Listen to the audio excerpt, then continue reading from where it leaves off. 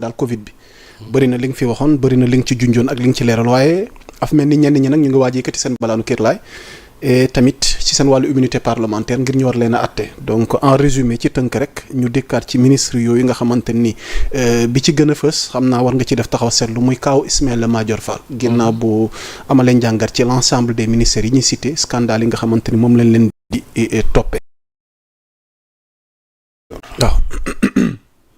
moom dama ne ko yow moom li la dal je crois que waroon na dal ñëpp ba mu des yow parce que ancien garde des sceaux nga da ngaa jiite woon justice bi donc justice moom boo ko dee jiite.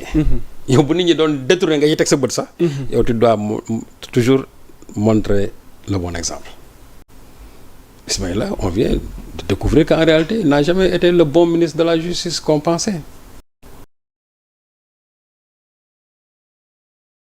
Vraiment c'était sous son ministère mais tey affaire luubal xaalis la ñuy wax te boo ko déggee muy wax c'est comme si moom daal il n'est responsable en rien. dit ci laa bëggoon ñëw. waaw mais d'accord xanaa keroon nag bi nga toogee seetaan. mais Ismaïla Madior Fall muy wax argument yu mu teg sur la table ni mu leeralee mbir mi. waaw mais xam dem na sax ba dugg ci dossier yoo xam ne nag. Ismaïla. waaw Ismaïla. xanaa convaincre na la sëñ Saliou ne moom deful dara. non dama ne. waaw Ismaïla loolu muy wax. na ko wax ku ko xamut. déedéet xanaa. na ko wax ku xamul man damay laaj Ismaïla moom na taxaw moom axulaay taalaam. waaw wax ne s'il n'a jamais bénéficié de quoi que ce soit ci affaire yooyu noonu am na fa xam ne bëgguma ci yegg mais moom Ismaïla moom na taxaw wax ne est-ce que en dehors wax ma sax 50 millions yooyu mais est-ce que amul loo xamante ne nii en termes de construction loo xam ne lui il n'en a pas bénéficié ci cadre boobu est-ce que na ko noonu na toog wax ko man Ismaïla man maa la laaj loolu wala nga woo ma ñu jàkkaarloo man laaj la ko gën la ko préciser nag parce que bëgguma toog fi ci télé bi di ko wax mais man soo ma woo Ismaïla ñu jàkkaarloo ma préciser la loolu laaj la ne la est-ce que yow amoo lii fii moo tax buy toog di wax na ko wax ñoo xam ne des gens qui ne le connaissent pas parce que dans ce pays là li waay doon wax rek fii tout le monde ñëpp dañu sangu mais kenn nelawul on sait bien ce qui se passe dans ce pays. Autre chose quand il parle de la construction d'un hôpital. foofu. ministre de la justice ñu laaj ko mu ne c'est une anomalie mais et puis je veux jouer maintenant sur le vocabulaire mais une anomalie c'est quoi? Une anomalie c'est quelque chose qui s'écarte de la règle, de la norme. Donc ça signifie que c'est une anormalité, c'est une irrégularité qui peut avoir des conséquences juridiques. Exactement. Mais beaucoup de gens disent non, mënul sax am benn conséquence juridique, c'est une anomalie, etc. Oui, une anomalie mooy loo xam ne c'est irrégulier. Et puis il parle même de faute de gestion. Man, je suis un peu effaré quand il parle de faute de gestion dans la constitution d'un hôpital. Mais ce n'est même pas une faute de gestion. C'est un détournement d'objectif. Une faute de gestion mooy bu ñu la joxee entreprise ci biir entreprise bi nga am noo ko gérer def ci ay faute de gestion. Mais ici il ne s'agit pas d'entreprise. Ici il s'agit de la construction d'un hôpital ñu budgétiser ko. Ça se passe, c'est pas une faute de gestion. Il parle d'anomalie. Non, détournement d'objectif. Parce que je suis vraiment sur le mot anomalie. Même l'anomalie est une anormalité. L'anormalité, c'est une irrégularité, encore une fois de plus. Et une irrégularité peut avoir des conséquences juridiques. Donc, moom loolu muy daw moom xam na ne loolu du ko ci génne. Parce que boo ñëwee ñu ne la da nga war a construire un hôpital yow en tant que ministre nga gis ko ne non le ministre de la justice n'est pas habilité à construire un hôpital dindi leen ko. dañ koy dindi mais yow nga xam ko ba war a di ko def yaa ko tey lan nga ci séentoon loolu nga war a wax nit ñi lan nga ci gagné loolu nga war a wax nit ñi. Et puis quand on l'entend parler sur même le prix des bracelets électroniques. nee naa ko yow ci laa bëggoon ñëw marché bracelet électronique yi. sëñ Saliou. li ci lim ci wax dégg nga ko. ah mais lan la ci wax moo xam nga moom nee na benn bracelet électronique. dem na sax ba rationaliser na dépense yi. ba am na sax lu mu voilà. mais xam nga li mu waroon jar ak liñ ci mujj. mais xam nga lu gën a grave mooy. waaw le fait que ñu jël même une partie du foncier du tribunal de Guédiawaye dañ koy jox waa ji li ñuy wax en termes de datation en paiement. parce que amuloo xaalis nga ne léegi naa jël terrain ma jox la ko. mais foofu la jomme gi njëkk a commencé. parce que d'abord moom il n'est pas habilité à le faire. foofu c'est un domaine public. te xam nga loolu je crois l'observateur wax nañ ci. mais gis nga foofu nag la ñu impliqué Mame Boye Diao ak l'autre là. ak Mamadou Gueye parce que tamit foncier boobu dafa am ñoo xamante ne nii dañ cee laal. en dehors bien sûr de la construction du centre électronique bi kii doon wax mais nit ñi dañoo jël ci foncier boobu am ñoo xam ne ni dañ leen cee jaay mais pire que ça mais am na ko fa nekk mosoon nekk receveur des domaines moom ñaata la ci am oui receveur des domaines boobu fa nekkoon dañ wax ne moom am na fa 52 parcelles. yoo xamante ni moom acquérir na ko foofu. loolu dañ ko leeral pourtant loolu les gens n'en parlent pas receveur des domaines ba fa nekkoon am fa 52 parcelles en dehors de li ñuy wax ñoom Mame Boye Diao yooyu dama ne loolu nañ ko leeral parce que foofu tribunal bi nekkoon 3 hectares la woon gars yi grignoté ko tey bu presque dara desu fa lu toll ni patrimoine foncier boo xamante ni état moo ko moom ñi nga xamante ñoom ñoo ko war a saytu te loolu moo ci gën a métti mooy ñi nga xamante ne lépp lu jëm mbirum domaine ñoom lañ koy dénk ñooñu ñooy njëkk a détourner suufu Sénégal alors que ñooñu ñoo war a saytu suuf Sénégal foo tourné dégg leen ci da ngay dégg Mame Boye Diao Mamadou Gueye ak et d'autres moo tax ma ne en dehors même de ce que Ismaïla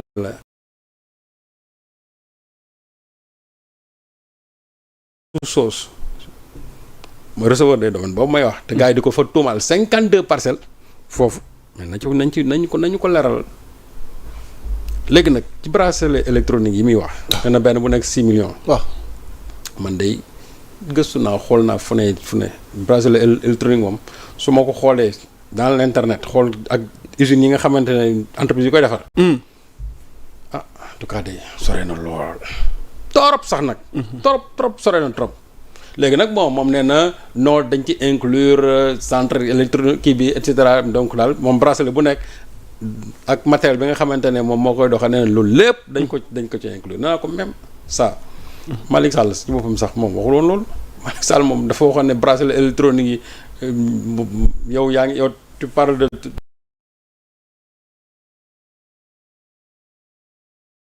en tant que ministre de la justice au moins harmonisez vos discours donc Ismaïla il est empêtré dans un problème boo xamante ne nii mbir mi daf ko bett te actuellement il n'a pas de ligne de défense gis nga yaa Moussa boo amul ligne de défense ci benn mbir moo tax mën a dëgg rek moo baax gis nga ba may dëgg toujours tu es constant mais boo amul dëgg pour nga jaxasoo day gaaw surtout quand tu n'es pas prêt à être interrogé ci domaine boobu parce que boo gisee lépp lu ko indi mooy lan ñoom jàppoon nañu illaa yow mi diini pouvoir bi du changer les gens là ils n'ont pas eu le temps de se préparer pour parer à toutes ces éventualités moo tax mu excès seen kaw bett leen ñoom ñëpp au point que mënuñu sax am défense boo xam ne dafay dëgër que ça soit les Farba les Tahirou Sarr ñoom ñii ñëpp ñu fi jàpp ñoom ñëpp alternance bi ci boppam moo leen bett parce que ñoom jàppoon nañ ne lii illaa yow mi diini kenn du ci mës a wax parce que ñoom tant que seen régime moo doon continuer les choses allaient s'empirer. Imaginez ce qui est en train de se passer dans ce pays depuis un certain moment lii gars yi di joxe ci xaalis di cautionner ak ñiy jàpp yëpp. Imaginez tey bu réew mi bu changé wul woon. Et c'est là où je dis que il faudra vraiment remercier Sonko ak Diomaye parce que ils ont sauvé ce pays nag de lii am fii nii si on a mis un terme à ça mais c'est grâce à eux. Le Sénégal kenn xamuloon fan lañ doon jëm si. Le pouvoir de Macky Sall même par d'autres en tout cas ñoom le système avait continué Ismaïla Madior Fall actuellement nii il veut faire porter le chapeau de la responsabilité à Ousmane Diagne yoonam new ci. waaw parce que ci laa bëggoon ñëw ak yow bu ñu dégloo communication. tudd na parquet bi tudd na justice bi dem na sax ba mu mel ni il s'est exprimé à travers des menaces si toutefois. bu nu àggee fu nu warut a àgg. am na ay scandale yu ci jote xew. lan la bëgg wax foofu et c'est là la bêtise. mel na ni il accuse le ministre de la justice. Oui, l'actuel ministre mel na ni moom moo nekk derrière tout ça. parce que moom nee na benn compte benn kii rapport épinglé wu. mais xam nga man vraiment. parce que moom sax il veut comprendre. quand j'entends très souvent. benn personnalité yi di wax ne man dans le rapport de la Cour des comptes wala amul benn rapport boo xam ne cité na ma pour ñu traduire devant la Haute Cour de justice. Je suis complètement effaré xam nga lu tax. parce que yow c'est pas parce que dans un rapport cité wuñ la que finalement kenn war la mën a jàpp su fekkente ne dañuy def lan moo tax ñu ne information judiciaire. lu tax xam nga bu fekkee ne dañ ne tel d'âge reconnaître nañu def nga lii def nga nii léegi je recommande une information judiciaire. Information judiciaire mooy. enquête tellement pour xool ndax amul y a pas d'autre implication. Exactement. parce que su la waroon ne yow ci kooku rek la yem. da nga naan non kii topp leen ko mais bu wax doo wax information. information mooy enquête tellement pour woon mbir mi fan la toll. léegi yow soo enquêté nga ne man bi ma enquêté gis naa ne kii ministre am il est impliqué. gis naa ne comptable bi tam il est impliqué gis naa ne secrétaire bi il est impliqué. ñu ne moom la yéen kaay leen yéen war nañ leen a déglu. loolu mooy information judiciaire mais su fekkee ne information judiciaire ba kay ñu tudd rek la ñuy wax. mais kon kay dañ xam lu ñuy wax dañ naan kii jàpp leen ko tëj leen ko wala je requiers le mandat de dépôt pour telle personne rek mais quand je dis il faut ouvrir une information judiciaire mooy lépp loo xam ne mi ngi tourner autour de cette personne là. enquête leen ci képp koo xam ne laalee nga ci. mais su boobaa ngeen jàpp ko. mais lii mooy information judiciaire moo tax bu ma déggee yéen ministres yi ay ñoom Mansour Faye daan man kenn tudd ma ci rapport mais duñ leen ci tudd mais information judiciaire bi bu wanee ne ñoom daqe nañ ci kañ yaa xëyti nag bu nag ñoom tamit xam nañ leen jàpp Ismaïla Madior aussi il n'a pas besoin d'être cité dans un rapport de la Cour des comptes wala ñu ne nañ ko haute cour de justice tey bu ñu ouvrir une information judiciaire sur une affaire nébuleuse ñu gis ne turam feeñ na ci moom en tant que ministre de la justice. Il a le privilège bien sûr de la juridiction mais su boobaa moom dañ koy jël yóbbu ko devant la haute cour de justice Ousmane Diagne bi mu siy tudd naan ay revanche ak ay vengeance ak non loolu moom vraiment pour man jàpp naa ne c'est trop facile vraiment pour un universitaire de sa trempe quand même qui raisonne ainsi. Ousmane Diagne quel intérêt il a Ousmane Diagne il a été procureur de la République il a été avocat général il a été président de la cour d'appel. Aujourd'hui yàlla def na nekk na ministre. kooku lan lay toppee ay Ismaïla Madior Fall parce que def nañ ko léegi loolu même su ko doon toppee sax moom ñi nga xamante ne ñooy ay magistrats. ils ont leur indépendance. ils ont leur liberté pour dire que ne tuuma yi nga xamante ne moom lañ bëgg a toppee waa ji tegewul fenn parce que c'est pas le ministre en tant que tel moom mooy toog di la interroger. ministre bi lu mu mën a manœuvrer supposons sax tey ministre bi bëgg a venger wu. jaarale ko ci magistrat yi mais su ñëwee ci magistrat yi ñoom bu ñu jàppee ne lii tegewul fenn su boobaa dañuy jël mbir mi teg ko nay de côté donc pour man loolu vraiment c'est un argumentaire facile. Ismaïla Madior Fall il n'a qu'à s'expliquer d'abord sur le coût réel des bracelets électroniques. Ismaïla Madior Fall nañ wax ne pourquoi la belle famille de Aïssata Tall Sall ñoom ñu privé pour ñu jox leen le marché des bracelets électroniques. Ismaïla Madior Fall na wax ne s'il n'a pas bénéficié autre part de quelque chose boo xamante ni bëgguma cee egg te ma wax ko ne ko na ma woo ma laaj ko. dañu ko may sëñ Sall. waaw non c'est vrai non xam nga. parce que moom nee na 50 millions la delloo. waaw wax ne delloo naa 50 millions yomb na mais est-ce que am na beneen mbir moo xam ne jox nañ ko te moom delloowu ko. loolu laa koy laaj loolu lañ bëgg a xam sëñ Sall. mais non Ismaïla du moom day gën di wax rek. Ismaïla loolu laa lay laaj. am na leneen loo xam ne nii nee nañ yow jox nañ la ko mais loolu tontu ñu si. sëñ Sall te moo xam na li may wax mbaa doo ko yokki problème. non damay ragal mu defaat sortie. man ma wax ko. kon ñu denc exclusivité bi. bés bu defatee sortie. waaw te nangu cee wax. xaalis pour ger ko. ñu def ko dellu en toute diplomatie mujjul fenn. te mu amoon possibilité. ki ko doon jéem a ger di collaborateur am. mu dénoncé ko. waaw. waa léegi lan moo xew. ci ni mu nekk nitu yoon nitu juge ñu bëri dañuy poser question ne Ismaïla lii mu nettali yëpp ok. mais naka la mën a retrouver wu ci ni mu xamee yoon ba tey muy génn di justifier wu te wooguñ ko. waaw xam nga déjà mooy li wax rek gis nga bu fekkee ne tu n'as pas la vérité avec toi da ngay essayer toujours di bëgg a dindi tuuma ba far enfoncer sa bopp. parce que moom jàppaloo ne bi muy wax loolu ne sax il était dans une situation de corruption passive. waaw mais le corrupteur passif actif ci boppam yoon daf ko daan.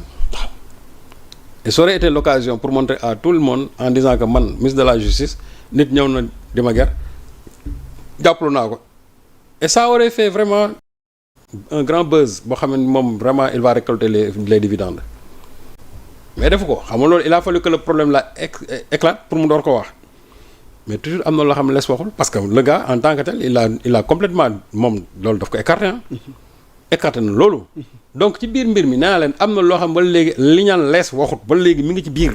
te loolu Ismaïla nangu ko wax. loolee lan. mais gis nga dans cette histoire là. gis nga cette histoire va révéler tous ses secrets. comme que moom nangul wax. wala day wax di bàyyi. waaw man tamit man laaj ko loolu.